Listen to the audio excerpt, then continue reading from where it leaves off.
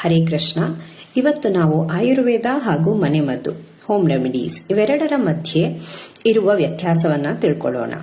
ಮೊದಲನೇದಾಗಿ ಆಯುರ್ವೇದ ಮತ್ತೆ ಮನೆಮದ್ದು ಎರಡೂ ಒಂದೇ ಅಲ್ಲ. ಸೊ ಆಯುರ್ವೇದದಲ್ಲಿ ನಾವು 3 ಚಿಕಿತ್ಸಾ ಪದ್ಧತಿಯನ್ನ ಫಾಲೋ ಮಾಡ್ತೀವಿ. ಮೊದಲನೇದಾಗಿ ದೈವ ವ್ಯಪಾಶ್ರಯ. ದೈವ ವ್ಯಪಾಶ್ರಯ ಅಂದರೆ ನಮ್ಮ ಒಂದು ಸ್ಪಿರಿಚುವಲ್ ಅಡ್ವಾನ್ಸ್ಮೆಂಟ್ ಮೂಲಕ ನೀಡುವ ಒಂದು ಚಿಕಿತ್ಸೆ. ಎರಡನೆಯದು ಯುಕ್ತಿ ವ್ಯಪಾಶ್ರಯ. ಯುಕ್ತಿ ವ್ಯಪಾಶ್ರಯ ಅಂದರೆ ನಾವು ಗಿಡಮೂಲಿಕೆಗಳು, ಧಾತು ಅಂದರೆ ಮಿನರಲ್ಸ್ ಅಥವಾ ಮೆಟಲ್ಸ್ ಗಳನ್ನ ಪ್ಯೂರಿಫೈ ಮಾಡಿ ಅದರ ಜೊತೆ ಲೈಫ್ ಸ್ಟೈಲ್ ಕರೆಕ್ಷನ್ ನ ಮಾಡಿ ಇವೆಲ್ಲಗಳನ್ನ ಕೂಡಿ ಕೊಡುವ ಒಂದು ಚಿಕಿತ್ಸೆ ಯುಕ್ತಿ ವ್ಯಪಾಶ್ರಯ ಚಿಕಿತ್ಸೆ. ಮೂರನೆಯದು ಸತ್ವಾವಜಯ ಚಿಕಿತ್ಸೆ. ಸೊ ಸತ್ವಾವಜಯ ಚಿಕಿತ್ಸೆ ಅಂದರೆ ಸತ್ವವನ್ನ ಹೆಚ್ಚಿಸುವುದು. ಸೊ ಸೈಕಲಾಜಿಕಲ್ ಏಲ್ಮೆಂಟ್ಸ್ ಇದ್ದಾಗ, ಪ್ರಾಬ್ಲಮ್ಸ್ ಇದ್ದಾಗ ನಾವು ಸೈಕಲಾಜಿಕಲ್ ಥೆರಪೀಸ್ ನ ಕೊಡೋದು ಸತ್ವಾವಜಯ ಚಿಕಿತ್ಸೆ. ಸೊ ಈ ಮೂರನ್ನೂ ಕೂಡ ದೈವ ವ್ಯಪಾಶ್ರಯ, ಯುಕ್ತಿ ವ್ಯಪಾಶ್ರಯ ಹಾಗೂ ಸತ್ವಾವಜಯ, ಈ ಮೂರನ್ನು ಸೇರಿ ನಾವು ಯಾವಾಗ ಒಂದು ಚಿಕಿತ್ಸೆಯನ್ನ ನೀಡ್ತೀವಿ, ಇದನ್ನ ನಾವು ಆಯುರ್ವೇದದಲ್ಲಿ ಹೊಲಿಸ್ಟಿಕ್ ಅಪ್ರೋಚ್ ಅಂತ, ಆಯುರ್ವೇದದ ಚಿಕಿತ್ಸೆ ಅಂತ ಹೇಳ್ತೀವಿ. ಸೊ ಈ ಕಮಿಂಗ್ ಟು ಮನೆಮದ್ದು, ಹೋಮ್ ರೆಮಿಡೀಸ್. ಈ ಹೋಮ್ ರೆಮಿಡೀಸ್ ಅನ್ನೋದು ನಾವು ಟ್ರೆಡಿಷನಲ್ ಆಗಿ ಮನೆಯಲ್ಲೇ ಫಾಲೋ ಮಾಡ್ಕೊಂಡ್ ಬಂದಿರುವ ಕೆಲವೊಂದು ಪ್ರಾಕ್ಟಿಸಸ್. ಇದು ಜಸ್ಟ್ ರೆಮಿಡೀಸ್, ಇದು ಟ್ರೀಟ್ಮೆಂಟ್ ಅಲ್ಲ. ಬಹಳಷ್ಟು ಈಗ ನಾವು ಆನ್ಲೈನ್ ಇನ್ಸ್ಟಾರಲ್ಲಿ ರೀಲ್ಸ್ ನೋಡ್ತಾ ಇರ್ತೀವಿ. ಎಷ್ಟೋ ಜನ ಹೇಳ್ತಿರ್ತಾರೆ ಇದನ್ನ ತಗೊಳ್ಳಿ, ಇದನ್ನ ಮಾಡಿ. ನೋ, ದಯವಿಟ್ಟು ಈ ತರ ರೀಲ್ಸ್ ನ ಫಾಲೋ ಮಾಡ್ಕೊಂಡಿರ್ಲಿ, ಅಥವಾ ನೀವು ಗೂಗಲ್ ಮಾಡ್ಕೊಂಡು ಡಿಜಿಟಲ್ ಮೀಡಿಯಾ ಇಂದ ಕಲ್ತ್ಕೊಂಡಿರುವ ಕೆಲವೊಂದು ರೆಮಿಡೀಸ್ ನ ದಿನನಿತ್ಯದಲ್ಲಿ ಫಾಲೋ ಮಾಡಬೇಡಿ. ಯಾಕಂದ್ರೆ traditional practices until it is given by authentic resources ನೀವು ಫಾಲೋ ಮಾಡಿದ್ರೆ ನಿಮ್ಗೆ ಪ್ರಾಬ್ಲಮ್ಸ್ ಆಗದೆ ಹೆಚ್ಚು, ಮತ್ತೆ ಸೊಲ್ಯೂಷನ್ ಕೂಡ ಸಿಗೋದಿಲ್ಲ. It's just time waste. So ಬಹಳ ಸಣ್ಣ ಒಂದು ಎಕ್ಸಾಂಪಲ್ ಅಂದ್ರೆ, ಈಗ ಜೀರಿಗೆ ಕಷಾಯ ಕೊಡಬೇಕು ಅಂತ ಹೇಳ್ತಾರೆ ಹೊಟ್ಟೆ ಎಲ್ಲ ಜೀರ್ಣ ಆಗಿದ್ದಾಗೆ. ಆದ್ರೆ ಜೀರಿಗೆ ಕಷಾಯ ಮಾಡುವ ವಿಧಾನ ಯಾರಾದ್ರೂ ನಿಮ್ಗೆ ತಿಳಿಸಿದಾರ? ನಾವು ನಾರ್ಮಲಿ ಏನ್ ಮಾಡ್ತೀವಿ, ನೀರಿಗೆ ಜೀರಿಗೆ ಹಾಕಿ ಚೆನ್ನಾಗಿ ಕುದಿಸ್ಬಿಟ್ಟು ಆಮೇಲೆ ಕೊಡ್ತೀವಿ. ಬಟ್ ಅದು ಕರೆಕ್ಟ್ ಮೆಥಡಾಲಜಿ ಅಲ್ಲ. ಜೀರಿಗೆ ಕಷಾಯ ಮಾಡುವ ವಿಧಾನ, ನೀರನ್ನ ಚೆನ್ನಾಗಿ ಕುದಿಸಿದ ನಂತರ ಆಫ್ ಮಾಡಿ ತದನಂತರ ಜೀರಿಗೆನ ಅದ್ರಲ್ಲಿ ಹಾಕಿ ಪಾತ್ರೆನ ಮುಚ್ಚೋದು.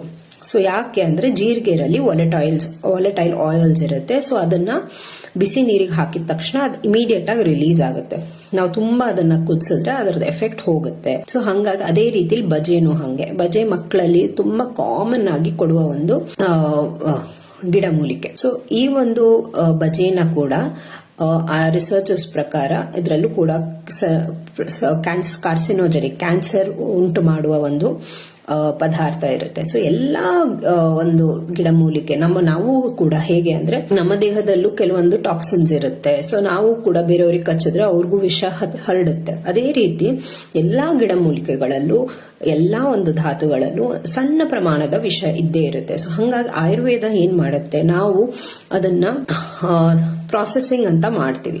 ಸೊ ಈ ಪ್ರಾಸೆಸಿಂಗ್ ಅನ್ನೋದು ಸಂಸ್ಕಾರ ಅಂತ ಹೇಳ್ತೀವಿ. ಈ ಸಂಸ್ಕಾರನ ನಾವು ನೀಡಿದ್ದಾಗ ಈ ವಿಷಗಳನ್ನೆಲ್ಲ ನಾವು ಡಿಫೆನ್ಸಿವ್ ಆದದ್ದು ಏನು ಪ್ರೊಟೆಕ್ಷನ್ ಮೆಕ್ಯಾನಿಸಮ್ ಅದನ್ನ ಕಮ್ಮಿ ಮಾಡ್ತೀವಿ, ಅಥವಾ ಅದನ್ನ ಪ್ರಾಸೆಸ್ ಮಾಡಿ ಕನ್ವರ್ಟ್ ಮಾಡ್ತೀವಿ. ಸೊ ದಟ್ ಅದು ನಾವು ತಗೊಳ್ಳುವಾಗ ನಮಗೆ ಅದ್ರ ಟಾಕ್ಸಿಕ್ ಎಫೆಕ್ಟ್ ಆಗಬಾರ್ದು ಅಂತ. ಅದೇ ರೀತಿ ಮಕ್ಕಳಲ್ಲಿ ನಾವು ಬಜೆ ಕೊಡುವಾಗ್ಲೂ ಕೂಡ ಬಜೆನ ಕೂಡ ಪ್ರಾಸೆಸ್ ಮಾಡಿಬಿಟ್ಟೆ ಕೊಡಬೇಕಾಗತ್ತೆ. ಡೈರೆಕ್ಟ್ ಆಗಿ ಕೊಟ್ಟಾಗ ಅದು ಸರಿಯಾದ ಪ್ರಮಾಣದಲ್ಲಿ ಕೊಡದೇ ಇದ್ದಾಗ, ಹೆಚ್ಚುವರಿ ಕೊಟ್ಟಿದ್ದಾಗ ಆಟೋಮ್ಯಾಟಿಕ್ಲಿ ಬಜೆದು ಕೂಡ ಸೈಡ್ ಎಫೆಕ್ಟ್ಸ್ ಮಕ್ಕಳಲ್ಲಿ ಕಾಣಿಸ್ಕೊಳ್ಳುತ್ತೆ. ಸೊ ದಯವಿಟ್ಟು ಹೋಮ್ ರೆಮಿಡೀಸ್ ನ ನೀವು ಖಂಡಿತವಾಗಿ ನೀವಾಗೆ ಫಾಲೋ ಮಾಡಬೇಡಿ. ಮನೆಯಲ್ಲಿ ತುಂಬಾ ಗೊತ್ತಿರೋರಿದ್ರೂ ಕೂಡ, ಯಾಕಂದ್ರೆ ಈಗಿನ ಕಾಲದಲ್ಲಿ ಪಾರಂಪರಿಕವಾಗಿ ಸಿಗುವ ಒಂದು ಟ್ರೆಡಿಷನಲ್ ಹೋಮ್ ರೆಮಿಡೀಸ್ ಸಿಗ್ತಾ ಇಲ್ಲ ಎಲ್ಲರಿಗೂ. ಮತ್ತೆ ಏಜ್ ಗ್ಯಾಪ್ ಜಾಸ್ತಿ ಇರೋದ್ರಿಂದ, ಮೆಮರಿ ಲಾಸ್ ಆಗ್ತಾ ಇರೋದ್ರಿಂದ ಎಲ್ಲ ಪ್ರೊಸೀಜರ್ಸ್ ನ ಕರೆಕ್ಟ್ ಆಗಿ ರೆಕಾರ್ಡ್ ಮಾಡಿ ನಮಗೆ ತಿಳಿಸಕ್ ಆಗೋದಿಲ್ಲ. ನಮ್ಮ ಅಜ್ಜಂದಿರು ಇದ್ರೂ ಕೂಡ ಅವ್ರಿಗೂ ನೆನಪಿರೋದಿಲ್ಲ ಫುಲ್ ಪ್ರಾಸೆಸ್. ನೆನಪಿರುತ್ತೆ ಅವರಿಗೆ, ಅದರ ಕೆಲವೊಂದು ವಿಷಯ ಅಲ್ಲಲ್ಲೇ ಮರ್ತು ಹೋಗಿದ್ದಾಗ ಈ ಒಂದು ಹೋಮ್ ರೆಮಿಡೀಸು ಕೂಡ ಎಷ್ಟೇ ಒಳ್ಳೇದಿದ್ರು ಕೂಡ ಅದು ಪ್ರಾಬ್ಲಮ್ಯಾಟಿಕ್ ಆಗೋ ಚಾನ್ಸಸ್ ಇರುತ್ತೆ. ಸೊ ನೀವು ಯಾವುದೇ ಒಂದು ಹೋಮ್ ರೆಮಿಡಿನ ಫಾಲೋ ಮಾಡಬೇಕು ಅಂತ ಇದ್ದೀರಾ ಅಂದ್ರೆ ನಿಮ್ಮ ಆಯುರ್ವೇದ ವೈದ್ಯರ ಹತ್ರ ಭೇಟಿ ಮಾಡಿ ಅವ್ರ ಹತ್ರ ಡಿಸ್ಕಸ್ ಮಾಡಿದ ನಂತರನೇ ಇದನ್ನ ಫಾಲೋ ಮಾಡಿ. ಸೊ ಈ ವಿಡಿಯೋನ ನೀವು ಆದಷ್ಟು ಶೇರ್ ಮಾಡಿ ಮತ್ತೆ ಫಾಲೋ ಮಾಡೋದನ್ನ ಮರಿಬೇಡಿ. ಹರೇ ಕೃಷ್ಣ.